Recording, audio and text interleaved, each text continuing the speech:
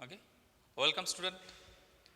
Kopargaon taluka education सोसायटीचे KB Rohmare कला वाणिज्य व विज्ञान कनिष्ठ महाविद्यालय कोपरगाव आयोजित या ऑनलाईन लेक्चर सिरीजमध्ये मी प्राध्यापक अभिजित वाघ पुन्हा एकदा तुमचे हार्दिक स्वागत करतो.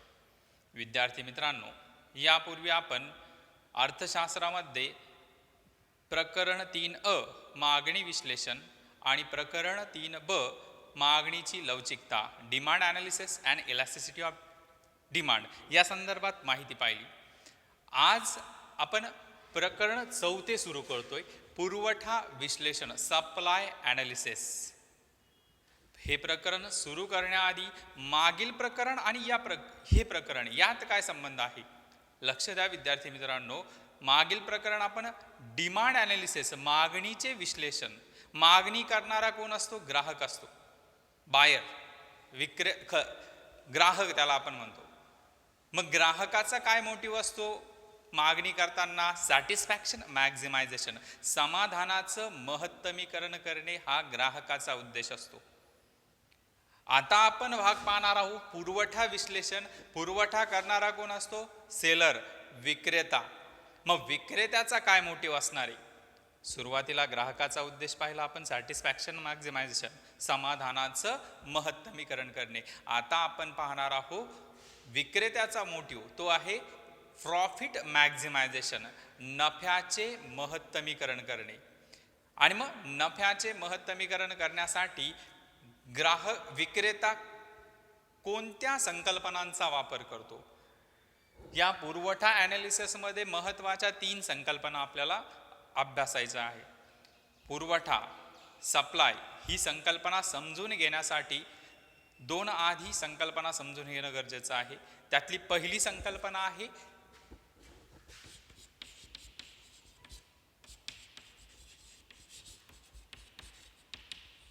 Total production. आता टोटल प्रोडक्शन त्याला आपण म्हणतो एकूण उत्पादन. आता एकूण उत्पादन म्हणजे काय? तर अर्थव्यवस्थेत जी वस्तूंची एकूण नगसंख्या असते, आदानांचे प्रदानांमध्ये झालेलं रूपांतर, इनपुट्स बिकम आउटपुट्स, जे आदान आहे त्याचं प्रदानात ज्यावेळेस रूपांतर होतं त्यावेळेस आपल्याला प्रोडक्शन मिळतं. म्हणजेच सिंपल उदाहरण देतो पहा. एखादा दुकानदार आहे, त्याच्याकडे 200 किलो साखर आहे. मग त्याच्याकडे प्रोडक्शन किती आहे सध्याला साखरेचं? 200 किलो. किंवा एखादा शेतकरी आहे, त्याने त्याच्या शेतामध्ये 10 पोती गव्हाची उत्पादित केलेली आहे. मग त्याचं टोटल प्रोडक्शन किती झालेलं आहे? 10 पोती. सिंपल उदाहरण आहे पहा. 10 पोती शेतकऱ्याने प्रोड्यूस केली, उत्पादित केली, मग त्याचं प्रोडक्शन, टोटल प्रोडक्शन झालं आहे 10. आता या 10 पोत्यांमधनं त्याने काय केलं की जे मजूर वर्ग होता त्या मजूर वर्गासाठी त्याने 2 पोती विकली.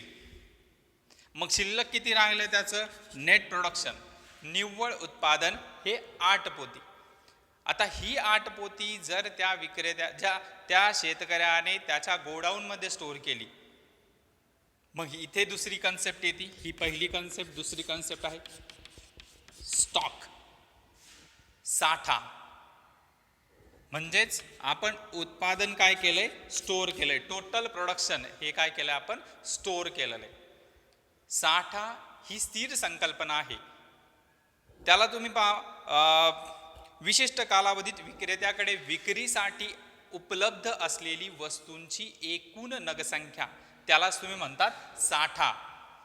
आता विक्रेता, तो शेतकरी, त्याच्याकडे जे 8 पोते शिल्लक राहिलेले आहे ते पूर्णच्या पूर्ण विकूही शकतो किंवा त्याला योग्य भाव मिळेपर्यंत तो स्टोअर करून ठेवू शकतो. तर अशी दुसरी संकल्पना आहे साठ्याची. साठा पहा, पुरवठ्याचा स्रोत आहे. तुमच्याकडे साठा असेल तरच त्यातनं पुरवठा होणार आहे. मराठीमध्ये एक म्हण आहे पहा, जर आडातच नाही तर पोहऱ्यात कुठून? म्हणजे आडात असेल तर पोहऱ्यात येणार आहे. तुम्ही आडामध्ये बादली सोडली आणि त्या आडामध्ये पाणीच नाहीये तर ती बादली रिकामीच येणार आहे. म्हणजे आड हा एक प्रकारे तुमचा काय झालेला आहे? स्टॉक झालेला आहे. आणि त्या स्टॉकमधनंच नंतरची कन्सेप्ट उदयास येते, ती आहे तिसरी संकल्पना सप्लाय, पुरवठा. आता पुरवठा कधी होतो?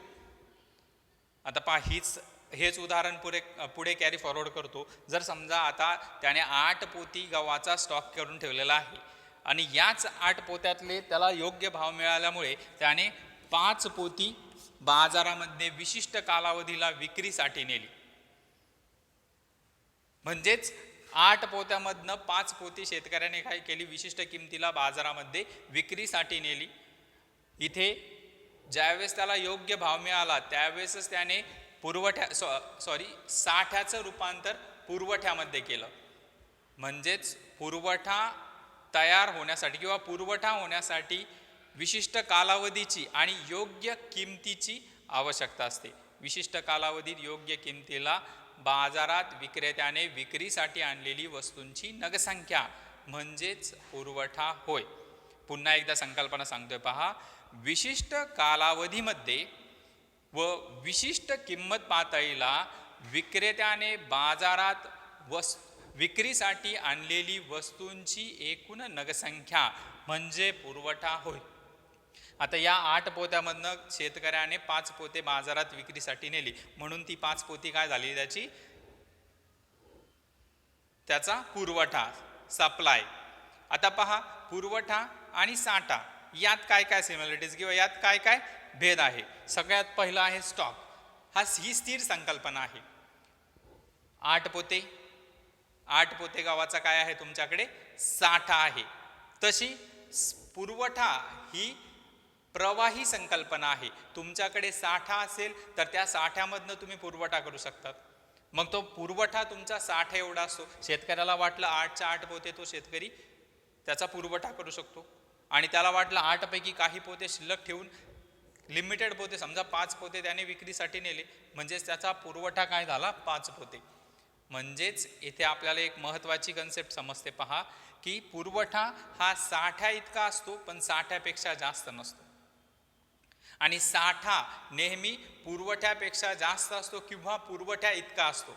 आता काही वस्तूंच्या बाबतीत उदाहरणार्थ नाशवंत वस्तू आहे पहा, दूध, भाजीपाला, मासे, या ज्या नाशवंत वस्तू आहे यांचा साठा आणि पुरवठा दोन्हीही समान असतो. पण ज्या टिकाऊ वस्तू आहे, फर्निचर, टीव्हीचा सेट, मोबाईल यासारख्या टिकाऊ वस्तूंच्या बाबतीत साठा हा पुरवठ्यापेक्षा नेहमीच जास्त असतो. म्हणजे योग्य किंमत मिळाली तरच या टिकाऊ वस्तूंचा पुरवठा होऊ शकतो, पण योग्य किंमत नसेल तर त्या वस्तू स्टोअर करतो. आत्ताच पहा, शेतकऱ्यांच्या बाबतीत कांद्याचं उदाहरण घेता येईल. कांद्याला जर चांगला भाव असेल तर शेतकरी त्याचा पुरवठा करतात, पण कांद्याला चांगला भाव मिळत नसेल तर चाळ बांधून तो कांदा चाळीमध्ये स्टोअर केला जातो. त्याला तुम्ही म्हणतात कांद्याचा साठा. तर अशा प्रकारे साठा आणि पुरवठा या 2 संकल्पना आहे. आता साठ्याच्या बाबतीत जरा प्रोडक्शन वाढलं, साठा काय होणार आहे, वाढणार आहे. पण तसं प्रोडक्शन वाढलं म्हणून पुरवठा वाढणार आहे का, नाही. पुरवठा वाढण्यासाठी किंमत ही एक महत्त्वाची संकल्पना आहे. जर किंमत वाढत असेल तर पुरवठा वाढला जातो, अदरवाईज साठाच मेंटेन केला जातो, पुरवठा वाढविला जात नाही. तर अशा प्रकारे साठा आणि पुरवठा या संदर्भात माहिती. साठा हा पुरवठ्याचा स्रोत आहे. साठा म्हणजेच संभाव्य पुरवठा. जर तुमच्याकडे साठा असेल तरच तुम्ही त्याचा पुरवठा करू शकतात, अदरवाईज तुम्ही त्याचा पुरवठा करू शकत नाही. याउलट पुरवठ्याच्या बाबतीत पुरवठा ही एक सापेक्ष संकल्पना आहे आणि प्रवाही संकल्पना आहे.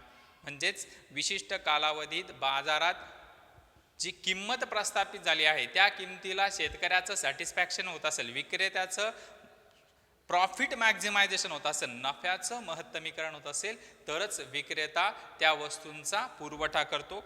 त्यानंतर पहा, साठ्याशिवाय पुरवठा शक्य नाहीये. विशिष्ट कालावधीत विक्रेत्याकडे विक्रीसाठी उपलब्ध असलेली वस्तूंची नगसंख्या तिला तुम्ही साठा म्हणतात आणि विशिष्ट कालावधीत बाजारात विशिष्ट किंमत पातळीला विक्रेत्याने विक्रीसाठी नेलेली वस्तूंची नगसंख्या त्याला तुम्ही म्हणतात पुरवठा. आता साठा आणि पुरवठा यांच्या बाबतीत पॉल सॅम्युएल्सन यांनी एक व्याख्या सांगितली पहा. बाजारात अस्तित्वात असलेल्या किमती आणि विक्रेता विक्रीसाठी इच्छुक असलेली किंमत यावेळेस यामध्ये ज्यावेळेस साधर्म्य प्राप्त होतं त्यावेळेस विक्रेता साठ्याचं रूपांतरण पुरवठ्यामध्ये करतो. अशा प्रकारे साठा आणि पुरवठा या संकल्पना आहे. त्याचबरोबर टोटल प्रोडक्शन ही संकल्पना आपण कव्हर केली. आता आपल्याला पाहायचं आहे साठा आणि पुरवठा यामध्ये काय फरक आहे. सर्वात पहिला फरक आहे त्यांच्या व्याख्या. विशिष्ट कालावधीत विक्रेत्याकडे विक्रीसाठी उपलब्ध असलेली वस्तूंची नगसंख्या त्याला तुम्ही साठा म्हणतात. तर विशिष्ट कालावधीत विशिष्ट किंमत पातळीला विक्रेत्याने बाजारात विक्रीसाठी नेलेली वस्तूंची नगसंख्या त्याला तुम्ही म्हणतात पुरवठा. 2 नंबर आहे साठा हा पुरवठ्या एवढा असतो किंवा पुरवठ्यापेक्षा जास्त असतो आणि पुरवठ्याच्या बाजूला पुरवठा हा नेहमी साठ्यापेक्षा कमी असतो किंवा नाशवंत वस्तूंच्या बाबतीत पुरवठा आणि साठा सारखा असतो. त्यानंतर साठा ही स्थिर संकल्पना आहे तर पुरवठा ही प्रवाही संकल्पना आहे. साठा उत्पादनावर अवलंबून असतो. प्रोडक्शन उत्पादन वाढलं साठा वाढणार. तसं पुरवठा हा उत्पादनावर नाही तर तो पुरवठा हा साठा व किंमत या दोन्हींवर अवलंबून असतो. जर स्टॉक असेल तर त्यातनं तुम्ही पुरवठा करणार आहेत आणि योग्य किंमत मिळाली तरच तुम्ही त्याचा पुरवठा करणार आहात. त्यानंतर पुढे साठा हा स्रोत आहे तर पुरवठा हा प्रवाह आहे. अशा प्रकारे आपण विद्यार्थी मित्रांनो जी पुरवठा विश्लेषण आहे त्या पुरवठा विश्लेषणामध्ये या 3 कन्सेप्ट पाहिल्या. टोटल प्रोडक्शन, आदानांचं प्रदानात झालेलं रूपांतर त्याला तुम्ही म्हणतात उत्पादन. त्यानंतर स्टॉक विक्रीसाठी विक्रेत्याकडे उपलब्ध असलेली वस्तूंची नगसंख्या आणि सप्लाय विशिष्ट कालावधीत विशिष्ट किंमत पातळीला विक्रेत्याने बाजारात विक्रीसाठी नेलेली वस्तूंची नगसंख्या. तर अशा प्रकारे या 3 संकल्पना पाहिल्या. यावर आधारित पुढे वैयक्तिक पुरवठापत्रक आणि बाजार पुरवठापत्रक या 2 संकल्पना त्याचबरोबर पुरवठ्याचा नियम या संकल्पनांच्या बाबतीत पुढील लेक्चरला आपण माहिती पाहू. लेक्चर आवडल्यास लाईक, शेअर आणि सबस्क्राईब करायला विसरू नका. धन्यवाद.